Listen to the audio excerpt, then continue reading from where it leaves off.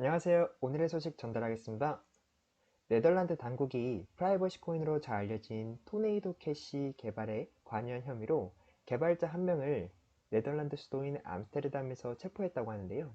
그리고 네덜란드는 복수의 용의자 체포를 염두에 두고 있다고 합니다. 현재 토네이도 캐시의 디스코드 서버도 삭제가 된 상태고요. 파생 상품 거래소인 DYDX와 그리고 대출 프로토콜인 에이브도 토네이도 캐시 관련 주소를 차단했다고 합니다. 이런 일이 왜 벌어졌냐면 지난 8일, 4일 전에 미국 재무부가 토네이도 캐시를 블랙리스트에 올렸습니다. 그래서 이런 제재 이후 토네이도 캐시의 토큰 가격이 이렇게 보시다시피 50% 이상 하락했다는 것을 볼 수 있고요. 이런 제재로 인해서 이더리움 창시자인 비탈릭 부테리는 자신이 우크라이나 기부를 위해 토네이도 캐시를 사용한 적이 있다 라고 트윗을 하며 아쉬움을 표현했고요. 또한 유니스왑의 창업자 또한 아쉬운 표현으로 트윗을 한 것으로 알고 있습니다. 대한민국의 3대 게임 회사가 어딘지 아시나요? 넥슨, NC소프트, 넷마블이라고 합니다. 그중 NC소프트는 P2E, 즉 게임을 하면서 돈을 버는 이런 모델을 추구하지 않는다고 하는데요. NC는 게임 내에서 여러가지 재화를 NFT하는 측면에서만 접근한다고 합니다. 그리고 기술적으로 가장 중점을 두는 부분은 메인넷 기반으로 파생되는 게임 기술이 나중에 제대로 돌아가도록 하는 부분이라고 하고요. 그리고 NC소프트의 대표 게임은 여기 보시다시피 리니지와 아이온이라고 볼 수 있을 것 같습니다. 그렇다면 다른 게임 회사들은 어떻게 P2E를 접근하는지 한번 보겠습니다. 먼저 넥슨은 NFT 생태계인 메이플 스토리 유니버스를 최근에 공개를 이렇게 했는데요. 사실 이 유니버스는 P2E 접근이 아니라 C2E라고 해서 무언가를 만들어내서 버는 개념을 도입을 했고요. 그리고 넷마블은 6개의 블록체인 게임, 이 6개의 블록체인 게임이 NFT와 P2E를 적용해서 출시할 예정이라고 합니다. 여기 보시면 흔히 잘 알고 계시는 모드의 마블도 있고요. 그리고 골든브로스와 넷마블의 북미 자회사인 잼시티가 개발한 챔피언스 어센션도 보이실 겁니다. 이더리움 창시자가 이번 이더리움의 머지 업그레이드가 9월 15일 전후 발생할 것이라고 발표했는데요. 그리고 나서 이더리움 재단 측이 일주일 정도의 오차가 있을 수 있다라고 언급을 하였으니 이 점 알아주시면 될 것 같고요. 이번 머지 업그레이드를 하게 되면 이더리움의 환경 부담은 줄어들고 그리고 블록체인으로서의 기능성은 향상될 것이라고 예상하고 있고요. 또한 가상자산 14년 역사에서 가장 정교한 업그레이드가 될 것이라는 이야기가 있습니다. 주로 블록체인 게임 회사에 투자를 하는 벤처 캐피탈인 애니모카 브랜드의 창업자가 하나증권과 카카오 엔터테인먼트의 관계자를 비공개 간담회에서 만났다고 하는데요.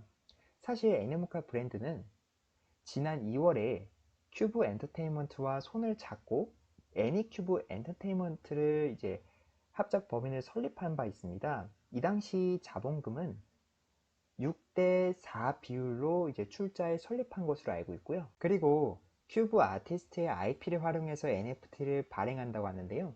잘 알려진 그룹으로는 B2B가 있고요. 그리고 펜타곤 등이 있다고 합니다.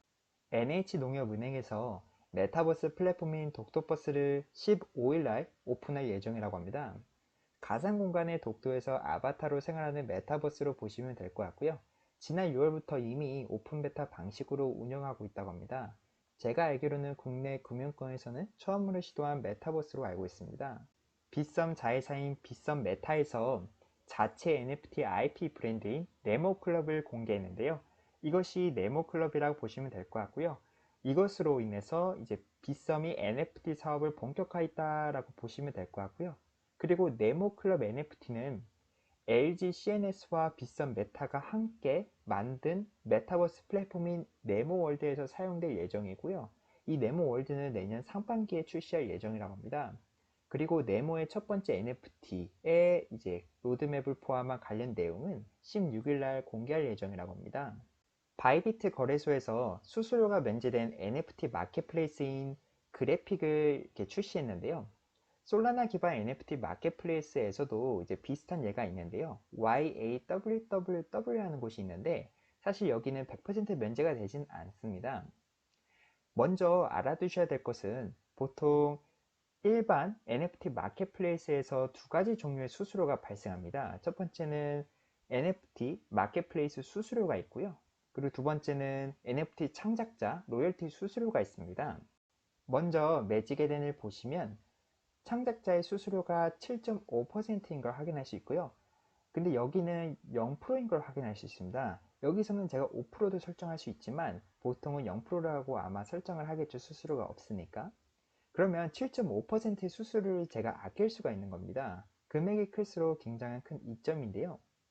하지만 YAWWW한 곳은 매직 에덴보다는 이제 거래량이나 리스팅된 NFT가 많이 없기 때문에 이런 부분도 알고 계시면 좋을 것 같습니다. 크로노스 랩스가 NFT 마켓플레이스인 민티드를 이렇게 출시했는데요.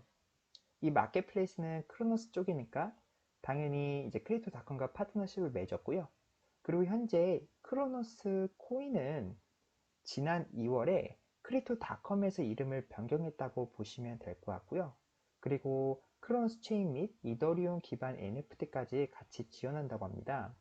하지만 크립토닷컴의 첫 번째 NFT 마켓플레이스는 이미 출시가 된 것으로 보시면 되고요. 그리고 크로노스 체인이 디파이 라마 쪽에서 체인 TV를 살펴보면 현재 7위에 기록할 정도로 작지 않다는 것을 확인하실 수가 있습니다. 헤지펀드 어깨 거물인 스티븐 코엔이라는 분께서 암호화폐 투자사를 설립할 준비 중이라는 보도가 나왔습니다. 현재 법인 설립은 초기 단계이고 암호화폐 현물 거래를 준비하고 있다고 합니다. 또한 이자 농사를 포함한 디파이와 이더리움 스테이킹에 참여할 가능성이 있다고 합니다. 스티븐 코엔 이분께서 이제 설립한 헤지펀드 포인트 72는 260억 달러 하나로 약 33조 규모의 자산을 운용하고 있고요. 그리고 이분께서는 2018년부터 암호화폐에 투자했다고 합니다. 후오비 설립자가 30억 달러 규모의 지분을 매각하기 위해 현재 협상 중이라는 보도가 나왔는데요. 이와 관련해서 트론 설립자인 저스틴 선과 FTX CEO인 샘 뱅크먼 프리드와 지분 매각 관련해서 접촉하고 있다는 보도도 같이 나왔습니다. 하지만 저스틴 선이 직접 매각 관련 협상은 사실이 아니다라는 이야기를 했습니다. 여기서 한 가지 알아두시면 좋을 것이 FTX가 최근 약세장에서 몸집을 불리고 있다는 사실인데요. 최근 한국 거래소인 빗썸을 4조 원에 인수하겠다는 이야기도 있었는데 아직은 확인은 되진 않았습니다. 그리고 블록파이와 암호화폐 채굴 업체 또한 인수하고 있다는 이야기도 있다는 것만 알아주시면 좋을 것 같고요. 오늘 여기까지 준비했고요. 감사합니다.